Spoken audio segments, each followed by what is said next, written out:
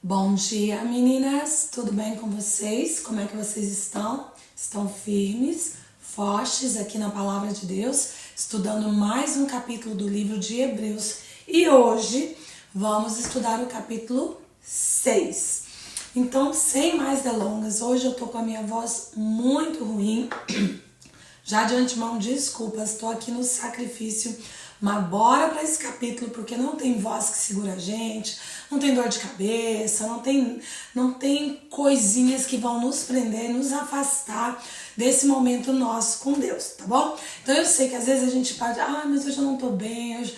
Meninas, vamos deixar as desculpinhas para depois, porque eu tô aqui sem voz, mas mesmo assim eu sei que Deus tem algo para nós, com voz ou sem voz, com voz ruim, com voz boa, tanto faz. Quem vai falar é o Espírito Santo, então que Deus possa me usar hoje, que Ele possa falar com você, tá bom? Então vem comigo, eu vou tentar falar um pouco menos, eu confesso. Bíblia na mão, acompanha comigo a leitura e a gente vai ver aqui nesse capítulo, ele já começa aqui dizendo no versículo 1, por isso, pondo de parte os princípios elementares da doutrina de Cristo, avancemo-nos para o que é perfeito, não lançado de novo à base do arrependimento de obras mortas e de fé em Deus. O ensino do batismo, a imposição de mãos, da ressurreição dos mortos, do juízo eterno. A gente vê que cristianismo, ele está falando avancemos, ou seja, prosseguimos, continuamos crescendo, porque cristianismo é isso. Espera-se, supõe-se que nós não vamos ficar no mesmo lugar do momento em que nós encontramos a Jesus, do momento que nós passamos a ter um relacionamento com Ele, tem que ter crescimento. Tem que ter crescimento. Cristianismo é isso. A gente tem que mudar emocionalmente, espiritualmente, a gente tem que avançar. E pra frente, eu até tenho uma notinha aqui falando que cristianismo é crescimento constante.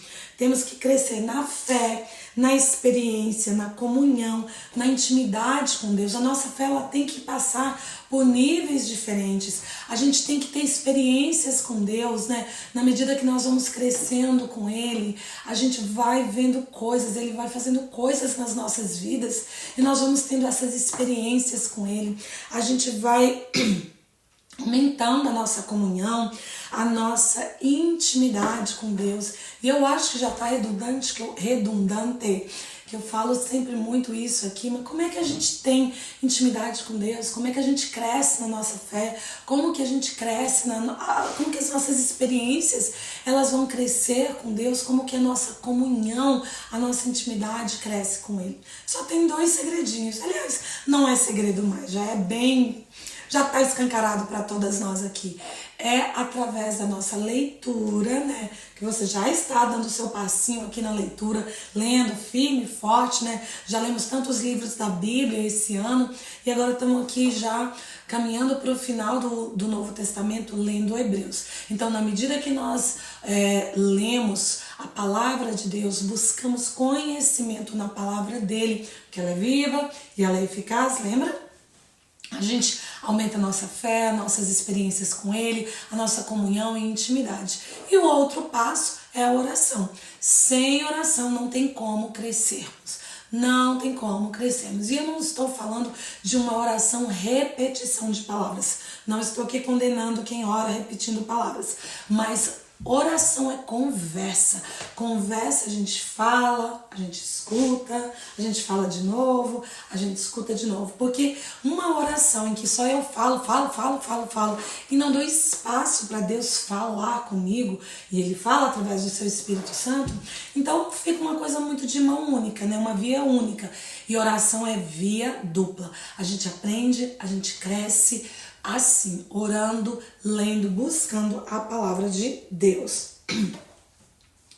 Aí dos versículos 4 até o versículo 6, ele vai falar da questão de estarmos sempre Vou ler aqui para vocês. É impossível, pois, que aqueles que uma vez foram iluminados e provaram um dom celestial se tornaram participantes do Espírito Santo e provaram a boa palavra de Deus e os poderes do mundo vindouro.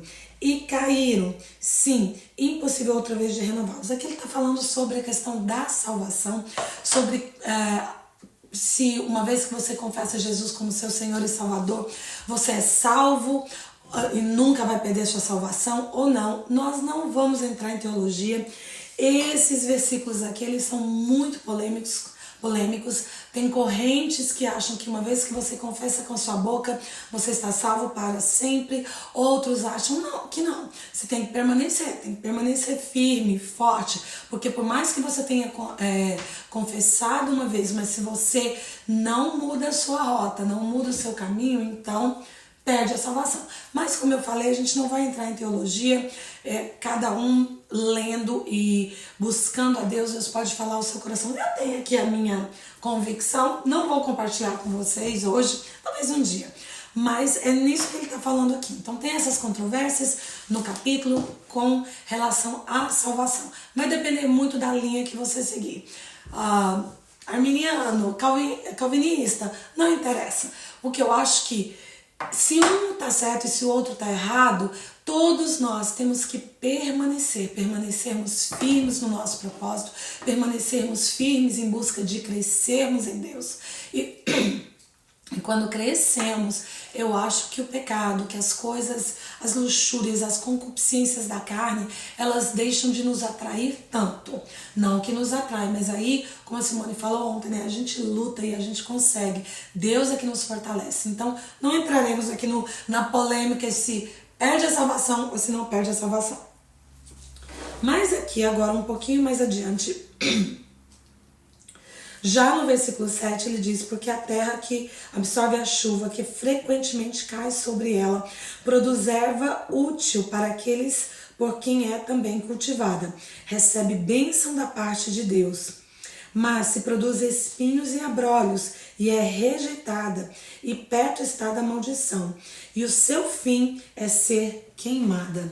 Então, a pergunta que não quer falar é: o que nós estamos produzindo? Será que está caindo uma chuva seródia, uma chuva constante nas nossas vidas e nós estamos produzindo bons frutos? Nós estamos produzindo flores, nós estamos produzindo frutos que alimentam outras pessoas? Ou será que a nossa terra está tão seca que por mais que a chuva caia, a gente não permite que a chuva molhe e nós estamos produzindo abrolhos, espinhos, que ao invés, né, de acalentar outras pessoas, machucam, ferem, a gente não tem nada para alimentar, porque quando a terra produz frutos, né, produz alimento. E alimento traz o que, meninas? Vida, porque se a gente não come, a gente morre, a gente precisa do alimento. Então eu acho que é uma pergunta boa pra gente se fazer. O que eu estou produzindo? Será que eu só produzo frutos bons, mas ali no meio também tem um abrolho, tem um espinho? O que eu devo fazer para aumentar a plantação de flores, de frutos que alimentam o meu irmão, a minha irmã? E o que eu devo fazer para eliminar esses espinhos da minha vida? Para que eu não possa machucar ninguém, para que ninguém possa chegar perto de mim, né, ser, como que diz, ser espetada pelos espinhos que eu estou produzindo. Uma perguntinha boa para a gente refletir, parar, né, analisar os nossos atos. Logo em seguida a gente vai ver ele falando, né, continua falando aqui da questão pertencente à salvação.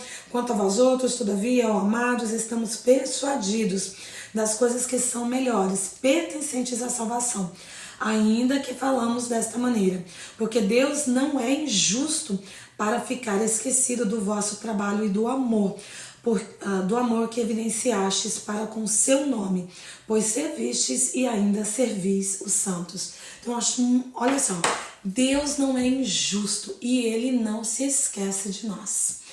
Meninas, quantas vezes, né, eu mesma já falei, gente, será que Deus não tá vendo? Será que Deus não tá me vendo? Será que Deus se esqueceu de mim? O que está acontecendo? Deus não se esquece, porque Ele não é injusto. e Ele está vendo o fruto do nosso trabalho, Ele está vendo o que nós temos feito, Ele está vendo o nosso sofrimento, mas a nossa promessa, também é redundante que eu falo sempre, não é, temos promessas para agora, para o hoje, mas a promessa maior é para o nosso amanhã, para a nossa eternidade com Ele. Então a gente sabe que Ele não é injusto e que Ele não esquece. Ele não se esqueceu de mim, Ele não se esqueceu de você. Fica firme, permanece. Eu acho que a palavra de hoje para mim é permanecer. Permanecer no Senhor, firme, forte, né, com foco nele, né, trocando tudo aquilo que não vem dele e colocando nas nossas mentes aquilo que é nobre, aquilo que é honorável, aquilo que vem do coração de Deus. Aí sim, a gente permanece, independentemente se a situação tá difícil, mas sabendo que, olha, posso até não estar sentindo Deus na minha vida hoje, porque há dias que parece que a gente está seco mesmo, a gente não sente a presença dele, mas mesmo que eu não sinta, ele permanece, ele não é injusto e nem se esquece de nós. Desejemos, porém, continue cada um de vós mostrando até o fim a mesma diligência para a plena certeza da esperança. Novamente, permaneça firme até o fim, com a mesma fé, com a mesma ousadia, com a mesma vontade de vencer, de continuar na plena certeza da esperança. Para que não vos torneis indolentes, mas imitadores daqueles que pela fé, pela longanimidade, herdaram as promessas. Que nós sejamos imitadores de Cristo, que nós sejamos imitadores daquelas pessoas que têm a nos agregar, que nos demonstram uma fé inabalável, uma fé que mesmo passando por tantas turbulências, continua firme, né? Barco pode chacoalhar, lembra? Barco vai, a onda vem para lá e vem para cá, mas a gente permanece firme, que nós sejamos imitadores dessas pessoas, com fé que transforma, com fé que não se abala por ondas, por coisas, por circunstâncias. Pois quando Deus fez a promessa a Abraão, visto que não tinha ninguém superior por quem jurar, jurou por si mesmo. Portanto, meninas, Deus é soberano, Ele é o único, o maior, não há ninguém que se compare a Ele. Ele é inigualável, único, não há como. E Ele prometeu a Abraão. E Abraão teve que esperar, para vocês que não leram, Gênesis ainda, Abraão teve que esperar anos para que a promessa fosse cumprida. E muitas vezes nós temos que esperar por tanto tempo, parece que a promessa não chega nunca. Mas a promessa de Deus, ela vai chegar para a nossa vida. Se permanecermos firmes com Ele, né? Firmes na rocha, um dia nós veremos a promessa dele se cumprir. Eu verei se cumprir na minha vida e espero que você também veja a promessa de Deus cumprir na sua vida. Assim, depois de esperar com paciência, ele, né, Abraão, obteve a promessa, acabei de falar, pois os homens juram pelo que lhes é superior. O juramento servindo de garantia para eles é o fim da contenda.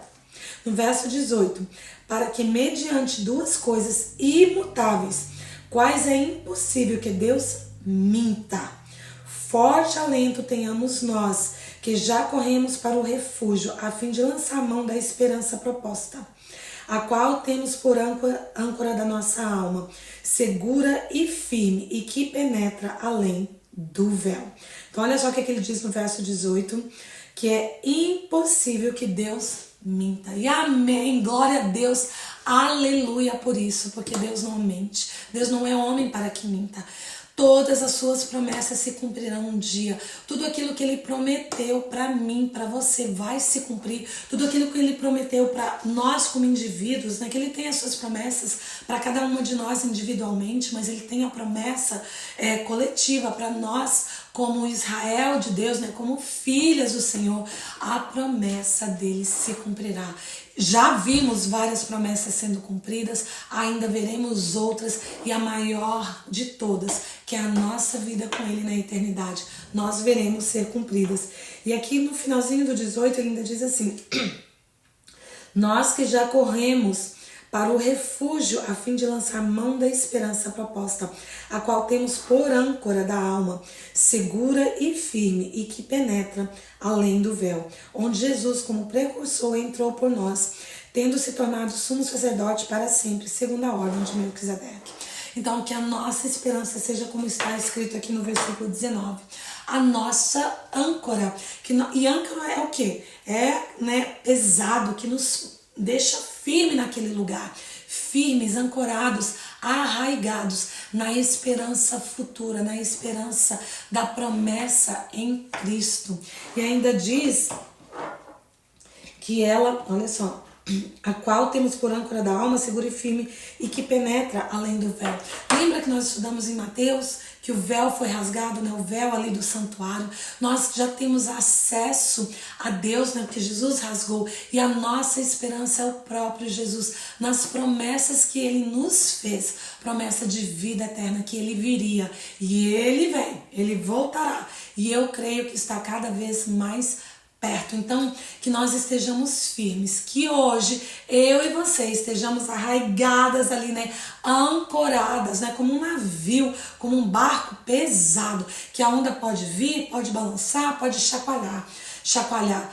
O vento pode soprar, fazer barulho, mas se está ancorado, vai balançar, mas permanecemos firmes na esperança que é o nosso Jesus Cristo, nosso Senhor e Salvador, que nos prometeu muito mais além do que os nossos olhos podem ver, muito mais além do que esse plano aqui, das coisas que nós passamos aqui. É a esperança da sua vinda, da sua volta, para ir, não só voltar, porque Ele vai voltar, mas vai nos levar para reinar com eles. Amém? Então, meninas, que hoje Deus possa abençoar muito a sua vida e que você possa realmente ficar firme, ancorada na palavra de Deus, ancorada nas suas orações.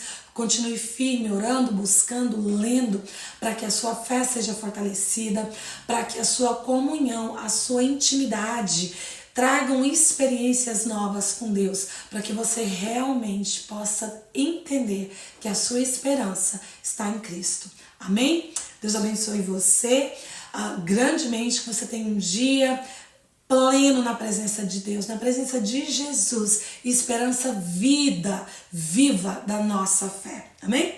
Deus te abençoe e a gente se vê amanhã aqui em Hebreus 6.